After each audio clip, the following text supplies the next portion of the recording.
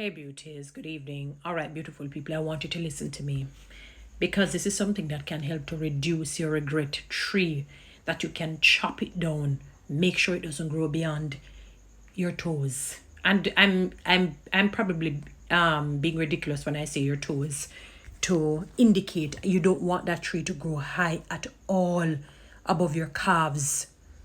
Mitigate your regret tree. You see the song by Frank Sinatra, I Did It My Way. I mean, some of the, I kind of don't like a song that say I did it my way. I prefer, as a spiritual woman, a woman of God, I want to say I did it God's way. But I understand where he's coming from, because there is a line in one of the verses where it says, regrets, I've had a few. I want to be able to say that as I get older and older. Regrets, I've had a few. One of the worst things that can plague the mind of a human being is regrets. A lot of people underestimate it. You don't want that thing to be playing against your mind. You don't want that thing to be playing against your psyche. That thing has caused many people to end their lives, lose their minds, literally lose their minds, because they never valued people the way they ought to have. You have some wives who did not value their husbands, and they end up having deep regrets. Look at what Tyrese's ex-wife said. She's sorry that she had gotten divorced because she realized, oh my God, he's a good man. And I've been following him for a while, and I realized that this is a good man. Anybody who used to try to, put God as the center and the focus of his or her life, usually is a decent person. Because the Spirit of God is going to hit that person. It's going to convict them to do right. It's going to transform them and convict them in a loving way to do right. They want to do right and treat people right. You understand what I'm simply saying? Right, my beauties. So when you see people, put God first, as I said, you find that him or her, that individual, usually is a decent person, usually is good. And there are many husbands who have regrets today because they did not do right by their wives. They have so many regrets. There are people, husbands who want to go back to their first wives or second or whatever number wives, the ones who had treated them well. And it is too late. The ark door has been shut because they never valued that woman. There are many friends today that people never valued. They treated them poorly. They treated them terribly. And it's like a curse has come upon them. And you know what some of them believe? Oh Lord, because you have 7 billion, 8 billion people in the world, you can just find somebody else. It doesn't work like that. Oh no. Oh no, no, no, no, no, no, no, no. Oh no. We serve a God who is very, very smart and witty. And as the world would say, karma is a bitch. Karma is going to, as they would say, and not karma, let us say God, it's going to shield the good ones from you until you get a flogging. You know, when a child does something wrong and they feel that they're going to get away, and when they come home and they see the parents just sitting and looking very calm. I'm talking about the one with emotional intelligence. And when they see that leather belt come out and they can't move because one parent probably backed them up and the other one is right there. And they said, how many times did I tell you not to do this or that or whatnot? And they get a fine whooping, a fine thrashing. Oh yes, and the thing is with seasons, we don't know how long that season will last. We don't know how long, let us use the word, your term, karma will stay around for, or Murphy's Law. We don't know how long. We don't know how long their visitation will be. It would be like a lease. When somebody leaves somewhere for a number of years, sometimes the seasons last very long because it's a lesson that you must learn. It's a lesson that must go into your soul where you never make that mistake again. Remember David?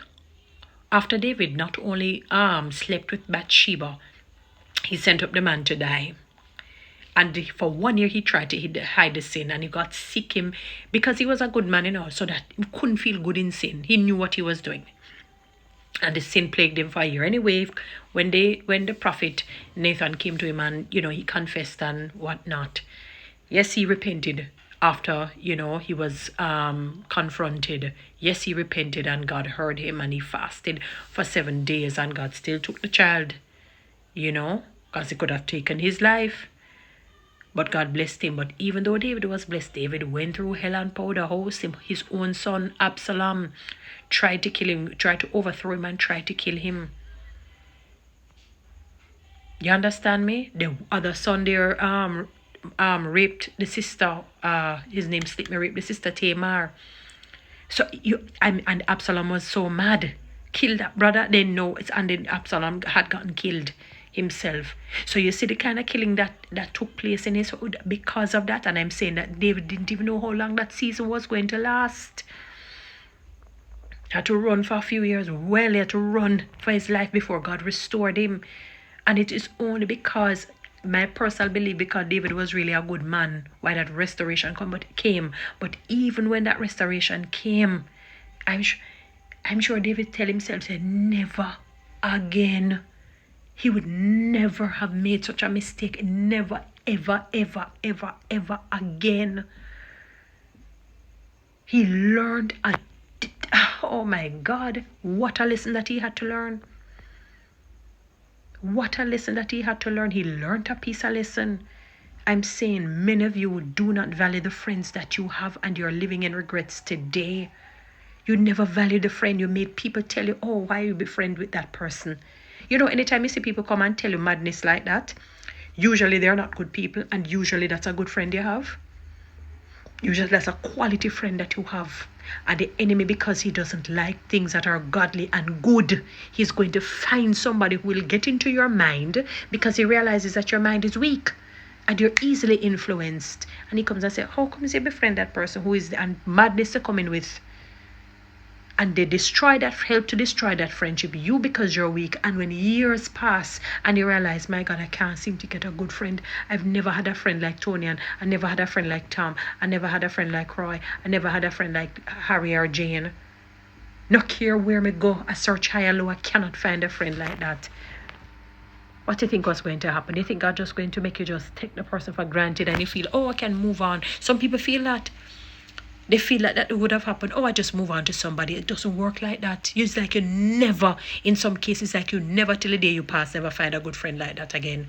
Because you don't even know what the pain that you have put that person through when you discarded them like a piece of lint or a bottle cap or like their dung. When you discarded the husbands, when you discarded the wife who tried her best, not saying she was perfect, and you just threw her aside. And wives, you just discarded the man because, oh, he was too nice. And people tell you, what kind of softy man that you have? Him fooly man. That time their lives are in shambles and they want to carry you down in shambles with them, because that's all they know. That is all they know. Sometimes it's not even so much bad mind the way we know bad mind, like envy and jealousy, because their lives are in shambles and that is all they know. That is all they can issue out. That is all they can spew out. If all I know is 1 + 1 is 2, that's all I can tell you. If all I know is 2 + 2 is 4, that's all I'm able to tell you. So if your mindset is at a C level, it can't give you B information, it can't give you A information. So sometimes when they accuse them, I say, boy, it's because they're, but not necessarily it's because they're at a C level. They can't give you A level information. They're broken. Their self-esteem is crushed. So they probably mean well and thinking that the situation is similar to theirs. So they left the man, run and madness. When you look, you should not have. You should have just sought counseling. And you too learn communication the right way and respect the right way, honor the right way, cherishing the right way, love the right way, and trust. Many people don't have no need to not trust their partner, but because they've broken themselves into the habit because of past experiences to not trust, they don't trust the person who they really should trust. And we're not talking about how the Bible talks it, don't trust anyone or whatever. We don't mean like that. You put your complete trust in God. But there are people that, on a human level, you can trust. You can trust. You can trust. They're not going to betray you. There are friends in this world who won't betray you. It doesn't mean they're going to be perfect. But many of you are having regrets, and it's like a curse is on you because you did not value that friend. If I were you, that you may not become friends again, but I would apologize and try and make it right. See, may never be the same again. But who knows? Guys, follow me on TikTok, subscribe to my YouTube channel. Please share this